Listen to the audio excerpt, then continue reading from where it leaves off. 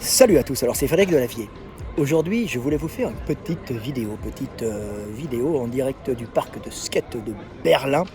Petite vidéo, non pas pour parler de skate, mais pour vous parler de tous ces pauvres hommes, ces pauvres abrutis qui viennent essayer de vous provoquer, essayer de parler de vous pour espérer une réaction de confrontation, pour avoir l'impression d'exister alors qu'ils ne sont rien et qu'ils ne seront rien. Pour cela, je vous ai écrit un petit texte éducatif qui n'a rien à voir avec mon état personnel de colère, parce que je ne suis pas du tout en colère, les gens pourraient le penser, mais qui, bien sûr, est fait pour vous enseigner, d'après mon expérience, ce qu'il faut faire quand ces abrutis, quand ces ânes essayent de rentrer en contact avec vous, non pas pour construire et pour discuter, mais pour s'opposer, essayer de vous détruire et de briller, car en fin de compte, ils ne sont que de pauvres choses qui espèrent le regard des autres et qui espèrent attirer l'attention. Pour cela, je vais vous lire ce petit texte que j'ai écrit, petit texte éducatif, ce que j'ai écrit sous la colère, mais ma colère est saine, c'est une colère divine.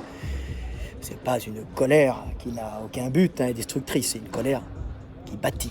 Ce petit texte s'appelle « On ne discute pas avec un âne ».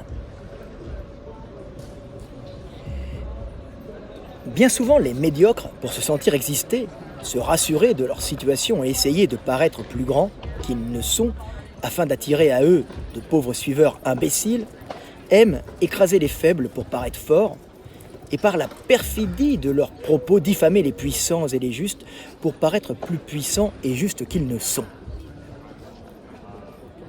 Ce ne sont que de pauvres êtres perdus, par un besoin de reconnaissance maladif qui les consume, et qui n'ont pas compris qu'on ne brille pas plus en éteignant les autres, et qu'écraser un faible ne fait pas de lui un être puissant.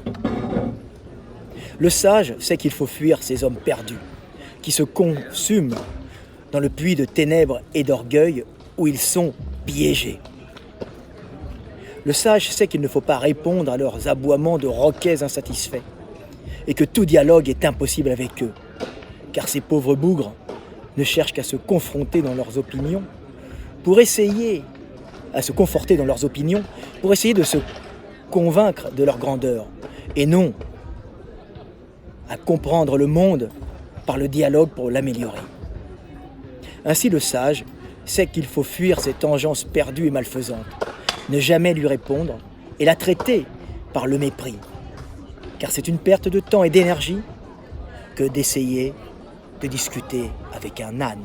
Voilà, petite vidéo qui, je l'espère, vous sera profitable.